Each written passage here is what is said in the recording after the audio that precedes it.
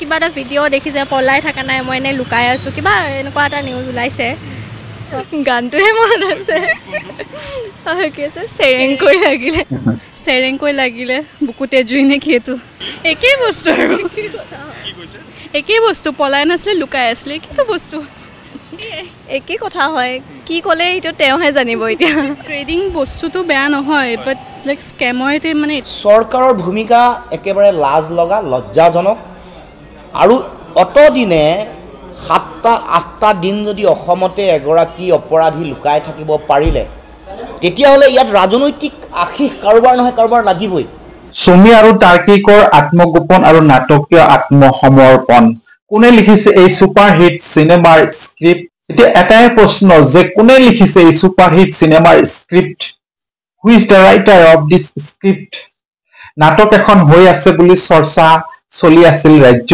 জুৰি দেখিও নেদেখাৰ এই নাটক জানিও নজনাৰ নাটক তদন্তৰ নামত প্ৰচণ্ড লম্ফজম্ফৰ নাটক তিনিআলিৰ গুমটিৰ পৰা ছ'চিয়েল মিডিয়ালৈ চৰ্চা হৈছিল সুমি আৰু তাৰ্কিকৰ পলায়নৰ আখ্যান সকলোৱে এটাই প্ৰশ্ন কিয় দুয়োকে ধৰিব পৰা নাই আৰক্ষীয়ে অৱশেষত সুমি আৰু তাৰ্কিক বৰাৰ আত্মসমৰ্পণৰ নাটকৰ পিছতে ৰাইজৰ চকুৰ আগৰ পৰা পৰ্দা আঁতৰিল প্ৰথমতে পলায়নৰ সুবিধা তাৰ পিছতে সংগোপনে বহিৰাজ্যৰ পৰা অসমলৈ স্থানান্তৰ টিয়কত এনিশা থাকি 10 দিন থকাৰ নাটক উফৰি অহা খবৰ ভিত্তিত চলিল বহু বাতৰি ডাইৰেক্টৰে তুংগত তুলি নিছিল চিনেমাৰ ক্লাইমেক্স ছ'চিয়েল মিডিয়াত এটা আগজাননী আৰু তাৰ পিছতেই প্ৰথম আত্মপ্ৰকাশ ৰীল ৰাণী সুমি বৰা সংবাদ মাধ্যমক গালি পাৰি উঠি সুমিয়ে ক'লে আত্মসমৰ্পণৰ কথা লগে লগে অসমৰ দৰ্শকৰ মাজত লাগিল হুৱা দুৱা পুনৰ ছ'চিয়েল মিডিয়াত আহিল ভূমিকম্প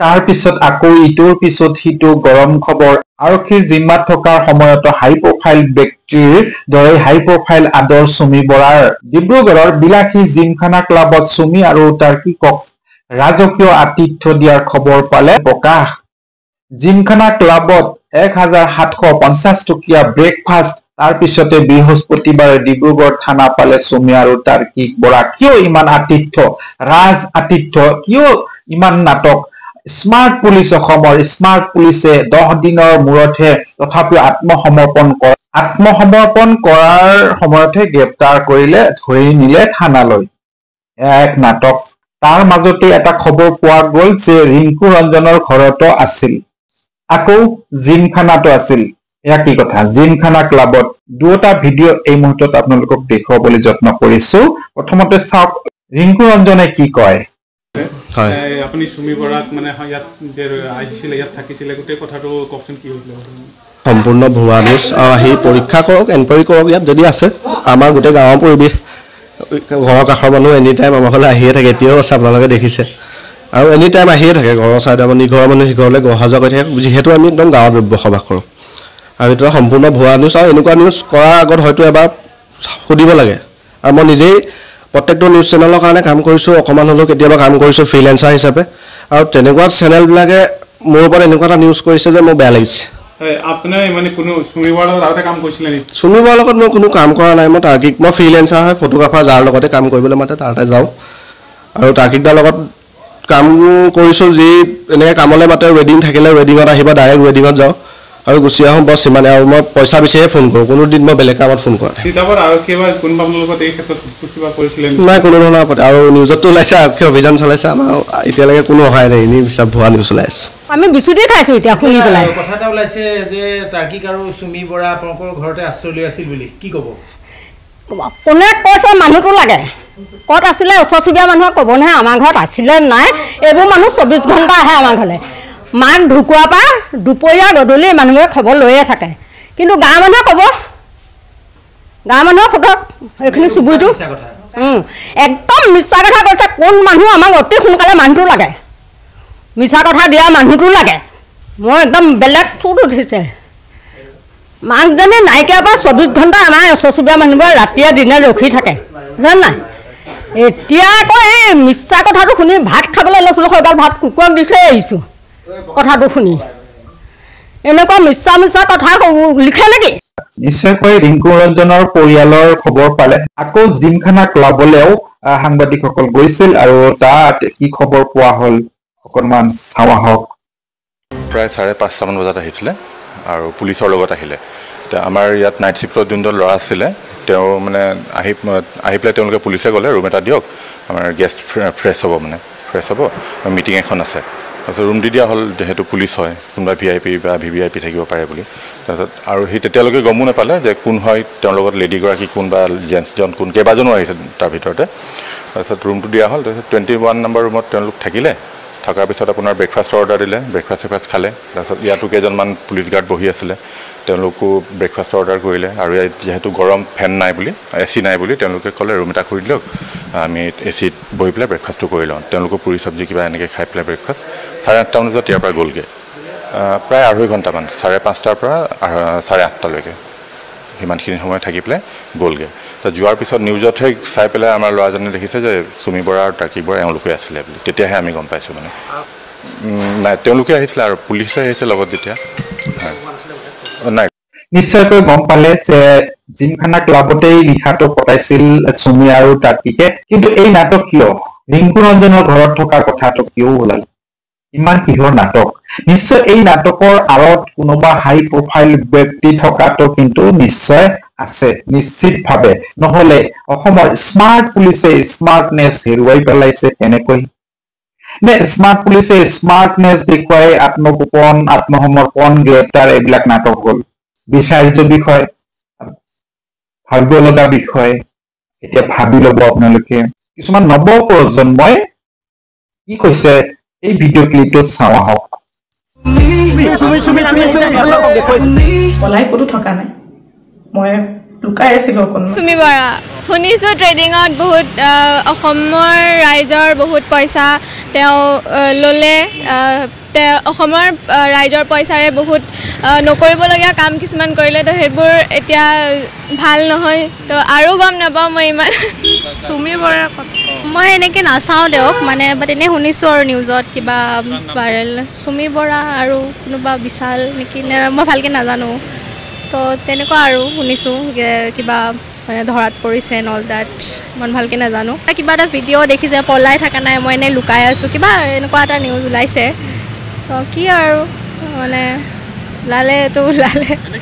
কিবা নলেজ নাথাকাকৈ কিবা কাম মানে যিকোনো কামত মানে হাত দিব নালাগে আৰু অলপমান প্ৰায়ৰ নলেজ ৰাখি যদি কিবা লাইক মানে কৰে, ধৰ ট্ৰেডিং হ'লেও মানে যদি কিবা প্ৰায়ৰ নলেজ থাকে, স্কিলছ থাকিলে ভাল হয় যদি কোনোবাই ট্ৰেডিং কৰি আছে। তো এনেকুৱা আৰু মানে এনেই তেনে আৰু নামত মানে কৰি দিব নালাগে।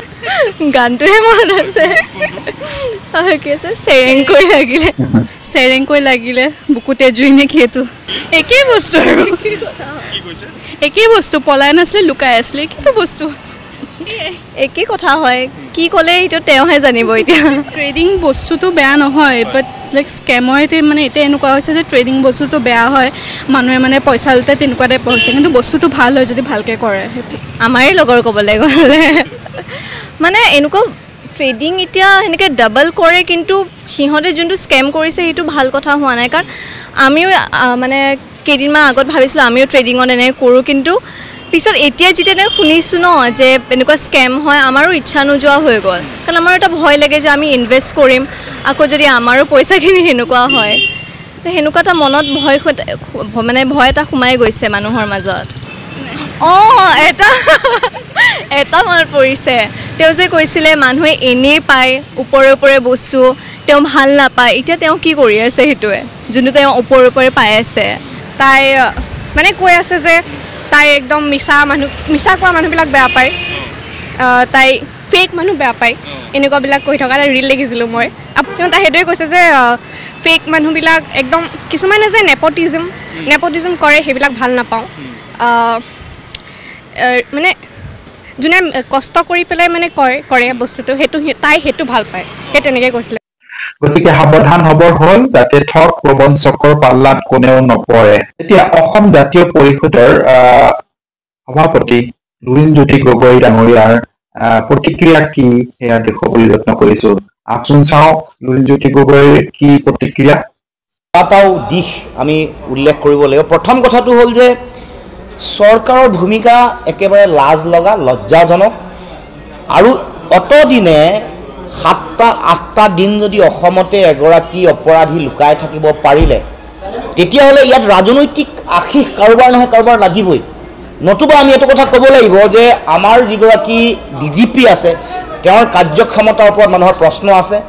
অক্ষম দুৰ্বল স্মাৰ্ট পুলিচৰ নামত তেওঁলোকে কেৱল মাত্ৰ এই নামটো এই ব্ৰেণ্ডিংটো চলাব খুজিছে, কিন্তু কাৰ্যত কোনো ধৰণৰ তেওঁলোকৰ কাৰ্য দক্ষতা বা কাৰ্যক্ষমতা তেওঁলোকৰ নাই। এনেধৰণৰ কথা হ'লে সন্ত্ৰাসবাদী সংগঠন মৌলবাদী সংগঠন মাওবাদী সংগঠনে অসমৰ সকলো প্ৰান্ততে বোমা সংস্থাপন কৰিব পাৰিব।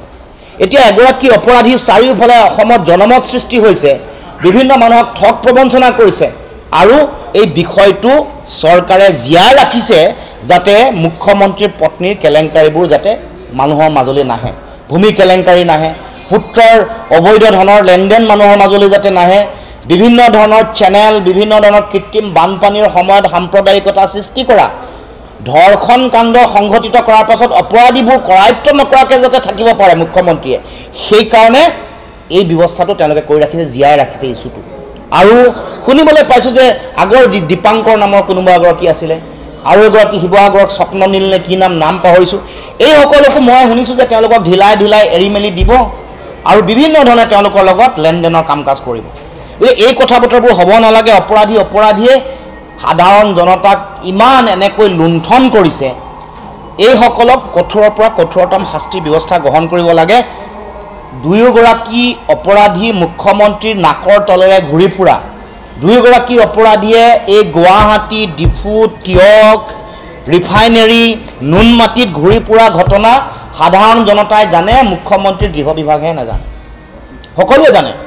গতিকে এইটো চৰকাৰৰ ব্যৰ্থতা, চৰকাৰহীনতা, চৰকাৰৰ প্ৰশাসন পুলিচ যে তেনে অসামান্য বা তেওঁলোকৰ পলিটিকেলি আশীৰ্ধন্য হোৱাৰ কাৰণে যে এই কাম কৰিছে।